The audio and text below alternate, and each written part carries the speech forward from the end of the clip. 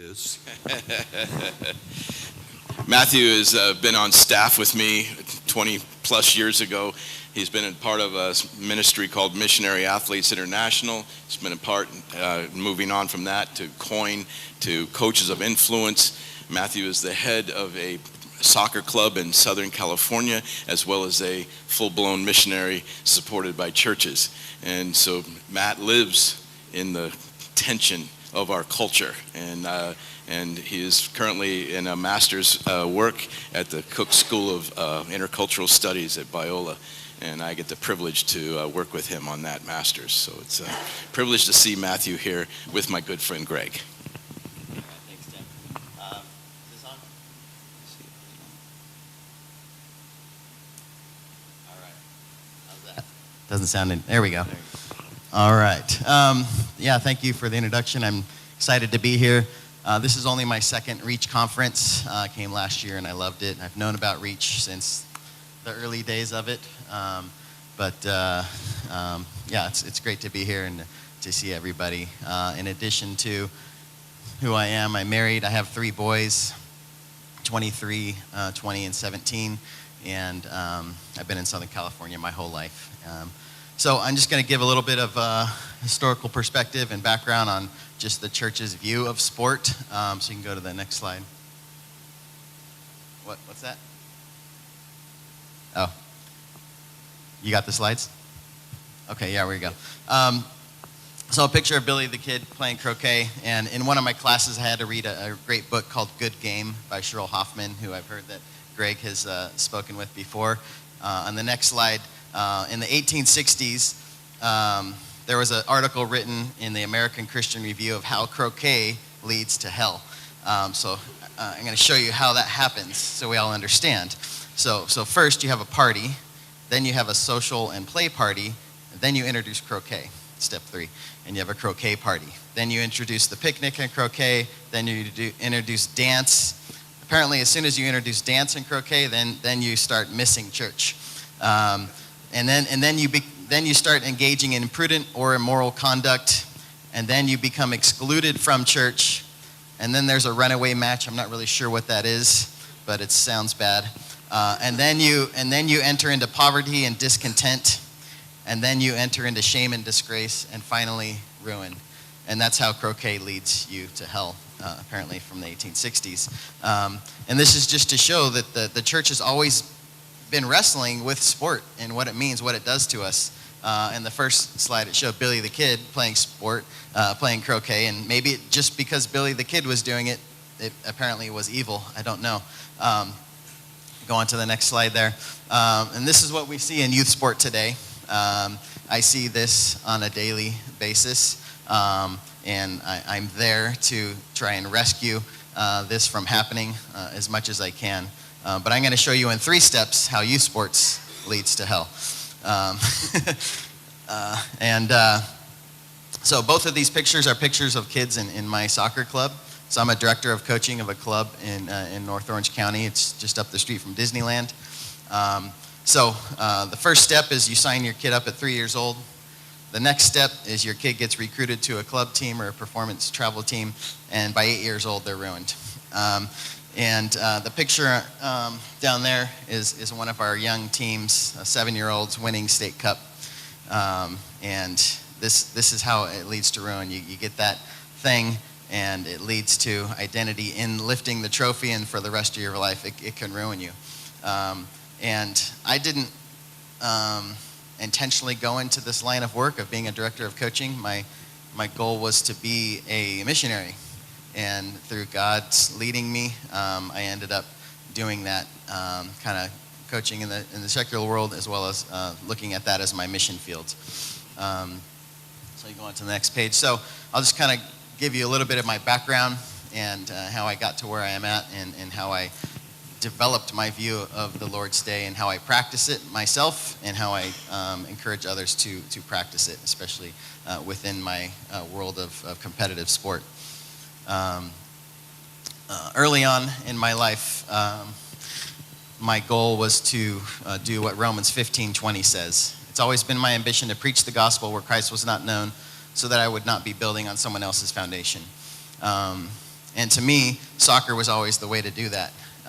When I was in college, I wrote a paper about how I can use soccer to get into closed access countries and places where missionaries were not allowed.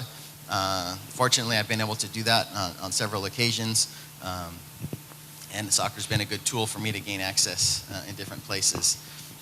Little did I know that later on in my life, it would help me gain access to where Christ was not known, really in my own backyard. And then also the verse Matthew 5:16, let your light shine before others that they may see your good deeds and glorify your Father in heaven.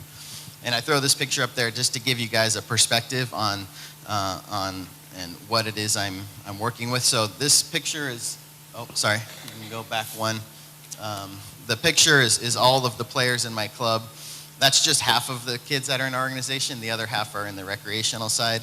But when I look at these kids, I think, okay, I'm responsible for about 500 kids having to miss church on a regular basis, and I have to deal with that, and I struggle through that, and I know I'm there for a reason.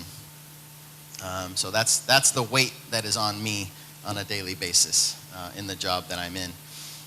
So, yeah, you can go to the next one.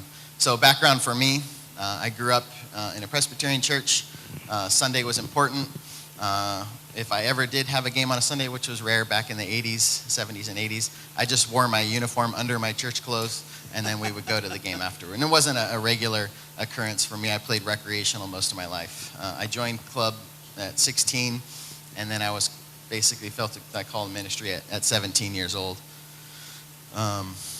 Going into high school years, I would actually give up soccer opportunities in order to pursue church things, because I had a chance to go to like Olympic development tryouts. I had a chance to go to different tournaments or things, but personally, I would give those up because if I had a church camp to go to or had a church event to go to, my heart was more for the Lord than it was for sport, and I would make those choices. And that led me to want to go to Biola University, more so because I wanted to pursue missions and I wanted to find out God's will for my life. Playing soccer was just secondary for me. I just happened to be able to make the team when I went to Biola, so I played soccer there. My first semester there, I met Tim Conrad, and I found out there was this Christian soccer team. That explains it. And even better than that, Tim had a Volkswagen bus. I had one too, so he put me in his bus, took me to lunch, and shared with me the wonders of the Seahorse soccer team and Missionary Athletes International. And my heart was hooked. It was captured in the moment. And it was explained to me through other staff members that I'd play at Biola during my collegiate years, and then in the summers and springs I'd play for this Christian team. And this Christian team played in what was known as the beer leagues. And those leagues games were on Sundays, because the adult soccer, the beer leagues were played on Sundays. And so Tim Conrad and all his wisdom and decided, hey, there's a mission field right there. So we're going to put a Christian team together. We're going to play on Sundays against these beer leagues. So I went from giving up soccer to do that as a youth to now intentionally going into that environment every single weekend to play in these games in order to be a witness for Christ. Fast forward, I joined staff with Tim about 10 years after, in the year 2000. And in that time, we developed a really high-level team called, it was basically a semi-pro team, and we recruited high-level Christian players to play on this team. And in the 12 years that I helped run that team, every year I felt like I was seeing a decline in the spiritual maturity of the Christian soccer players we were recruiting. And there could be a lot of reasons for that, but I just saw a pattern, and I wanted to ask why. My kids were at the younger ages then. I wasn't really involved. I was only involved in the ministry, and I knew that there was some kind of disconnect missing. And my thought was, I was watching the trend of youth sport grow as well too. And my thought was, well, this youth sport thing must be some kind of reason for why we're not seeing spiritually mature. We can't even field a full team of 25 spiritually mature Christian guys. I mean, they're great soccer players, they're D1 soccer players, but I have to use these kids to run my soccer camps, and they can't share the gospel with an 8-year-old. I mean, what's going on with these guys? So after a process of a few years, I actually decided to leave this ministry and joined another para-ministry called Coaches of Influence, because I thought, the coach is really becoming the new kind of pastor to kids, and if the coaches are demanding all these times from the kids and the kids are not going to church, then the coach needs to be prepared to be the one to instill the Christian values and things like that with the kids. And I'll get into some other stuff later about what I'm doing now on the next slide. So the challenges facing the church today, just a couple of things on numbers right there. And this is Southern California numbers. In 1990, there were 60,000 kids playing soccer, and this is just soccer numbers, so that's my world. 20% were playing club, which means year-round. 80% were playing recreational. In 2014, there was more than twice as many kids playing, but the numbers from recreational competitive have drastically flipped. Now you see 60% of the kids playing in a competitive and only 40% playing recreational. So that doesn't mean that all of a sudden all our kids are much better now. It means there's an industry growing behind the scenes now where parents want professional coaching. They want their kids to have these opportunities. And so we have this environment growing around us where more kids now are competitive sport players than they are recreational players because people can afford it, it's there, and it's a business, it's growing, and it's not stopping. Also, a challenge facing the church, that fields are available Sunday mornings. Someone's going to go and start a business, and those fields are going to be used to run a business and make money. The way I see it is that families get into this without considering the long-term effects. It's the frog in the pot slowly boiling. Like I said in my slide, you get into the rec soccer, you get recruited to club soccer, slowly but surely, you just slowly fade away from the church. The church is in a difficult position to respond. Already the church is no longer the center of culture and power. The church must provide theological and practical training to the body to understand the proper place of sport and competition in the life of the believer. Talk a little bit about theology now that we see my background, what I see the issues that are facing the world today, the church today. And here's how I read some of the verses for myself. So the Sabbath, as Greg pointed out, is for man to rest and enjoy. The Lord's Day is for service and corporate fellowship, in a few verses that Greg also mentioned. But remember the Sabbath and keep it holy. Okay, we need to do that. Each of you must respect your mother and father, and you must observe my Sabbaths. I am the Lord your God. And in Mark it says, the Sabbath was made for man and not man for the Sabbath. And on the next page, I look at, what does God desire? And this is from Isaiah in the Old Testament. And I think this theme carries from the Old Testament as well as to the New Testament. It says, stop bringing meaningless offerings. Your increase is detestable to me. New moons, Sabbaths, and convocations, I cannot bear your worthless assemblies. Your new moon feasts and your appointed festivals I hate with all my being. They have become a burden to me. I am weary of bearing them. When you spread out your hands in prayer, I hide my eyes from you. Even when you offer many prayers, I am not listening. Your hands are full of blood. Wash and make yourselves clean. Take your evil deeds out of my sight. Stop doing wrong. Learn to do right. Seek justice. Defend the oppressed. Take up the cause of the fatherless. Plead the case of the widow. Now, I bring this verse up because we need to understand the whole purpose behind it. The Sabbath is there to look to God. It's there for us to rest in these things. But it can't become something that we just do without thinking, or become a habit without really understanding the true meaning of it behind. And this theme plays into the New Testament as well, where Jesus also references verse where he talks about what religion is acceptable. And in Romans, the next page, Romans 14, and Greg did mention this one as well. with a different understanding. His interpretation is probably better than mine. But it says, one person considers one day more sacred than another. Another considers every day alike. Each of them should be fully convinced in their own mind. You then, why do you judge your brother or sister? Or why do you treat them with contempt? For we will all stand before God's judgment seat. So then each of us will give an account of ourselves to God. Therefore, let us stop passing judgment on one another. Instead, make up your mind not to put any stumbling block or obstacle in the way of a brother or sister. And on the next page under, we look at where is our freedom in Christ? And I thought this was pretty important to look at some of these verses in Galatians and Colossians.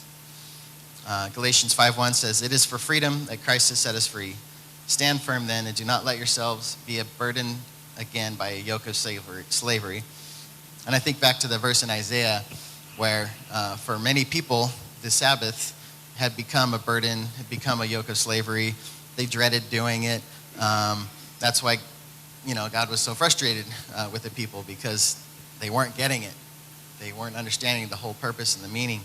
And he said, no, I desire, your justice. I desire you to defend the oppressed, learn to do right, and focus on those good things instead of just the practice of doing this thing to become a yoke of slavery.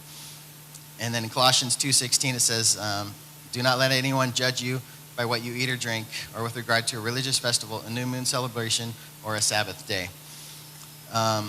So knowing what I do,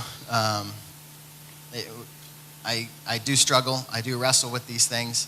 And I have to understand in my own heart and mind, even from day one when I decided to play with the Seahorse team, it was interesting with the Seahorses. We actually got special permission from the league to have our games start at like 1 o'clock or 3 o'clock, where most of the rest of the league, they started at 9 a.m. So every team knew, and there was about 20 teams in our league, that when they played our team, they would have to play an afternoon game because we got special permission to play an afternoon so our players could go to church. But when it was an away game, we had to wrestle with, well, are we going to make this commitment to go and play this game and try and share Christ with these players, with these other teams? And that was something we wrestled with then. And even today, when our teams are in tournaments and things like that, there's a way that I advocate with the parents and how I practice myself to show them what my goals in life are. On the corporate worship, I'll try and get through these quick. These are important as well too. On Hebrews it says, "Let us consider how we may spur one another on toward love and good deeds, not giving up meeting together, as some of you are in the habit of doing." And then on Acts it says, "They devoted themselves to the apostles' teaching and the fellowship and the breaking of bread. Every day they continued to meet in the temple courts." And the early church, when they met, it was just so exciting and so new. They were meeting every day. They were practicing Sabbath every day and breaking bread and spending those times together. And neither of these verses says what day of the week it was supposed to be done, but it was just a practice that they were supposed to be doing. So you start with the theological understanding of what is, why are we doing this, and what is it? And then we look at the philosophical, how are we going to practice this? How are we going to organize ourselves? And I take these verses and look into how I translate for my own practice, how I advocate for the Christians I know who are in the soccer club where I'm leading, the coaches that I'm ministering to and discipling, as well as for my own family. So I pull these things out, these points. So first, a maturing believer practices the Sabbath. A maturing believer practices Lord's Day activities, serving the body, in fellowship with the body, and is under the teaching of Scripture. A maturing believer who is also an athlete or coach needs to also develop a theology of sport and competition. I think that plays a lot into this. That's another discussion of a theology of sport and competition. But I think depending on what your theology of sport is and where your identity is in the game will dictate whether even playing sport for you or coaching is a sin or not. But that's another thing. So for me in wrestling this, I see there's three choices. We can find a church that fits a balance where you can serve and grow and continue your sport mission on Sunday. Some churches provide alternatives, others do not. You can adjust your life to fit with your church and give up your Sunday sport, or you can work with your church to expand and grow and do those different things. So on a little aside, I know I've got a couple minutes left. When I was left Biola University, I spent about a good 6 years before I went into full-time ministry. In that time, my church had a Saturday evening service, and I had a couple young kids, and so we practiced. Our church was on a Saturday. Well, every Sunday morning, I went and played soccer with a group of Chinese immigrants, which was right around the corner from my house. So because my church offered a Saturday option, and I could fellowship and have corporate worship and stuff like that on Saturday, it allowed me to play soccer on Sunday morning with these Chinese immigrants. And Steve might remember I used to bring them around to Paz Naz and try and integrate them into that. But because my church offered an alternative, it allowed me to do that. So what does the future hold? The next slide. Excuse me. And I'll finish with this and where I am. We need to pray for the redemption of sport. And there's different ways of doing ministry. And there's no right or wrong way. Some churches do ministry within their walls and bring the community to them. Some churches go outside the walls and send their people out to do ministry outside their walls. But both of them are right. There's no one right or wrong. Those are just methods of how we do it. But again, the world is on a path of destruction. We know that. And the more and more industry that's developing around youth sport, the more it's going to draw families away from our church. So for me, what I decided to do after seeing that there's not spiritually mature Christians that I can recruit to play on my Christian soccer team, I left that and decided to run a soccer club so that I could be a light in the darkness. And I've been doing that for the last 11 years. It's not been easy. It's been difficult. I wrestle every weekend when I'm there on a Sunday morning, when I see families there. And my advice to them is this, that they find a balance for their families, that the sport doesn't dictate, that they practice the Sabbath. If they're going to be busy, they need to make sure they're in fellowship. I said, are your kids in church, are your kids getting discipled somewhere, or is the sport overtaking that? And this is with the Christian families, and we enter into prayer often. And I want to go to, because Greg mentioned his kids, and I'll end with this. I have 3 boys, and a lot of people who are in my role as a director of coaching for a club, their kids typically are the best ones, or the best teams, or this or that, or estranged. But I'm proud of the fact because all 3 of my kids left competitive sport on their own choice because they wanted to be more involved in church.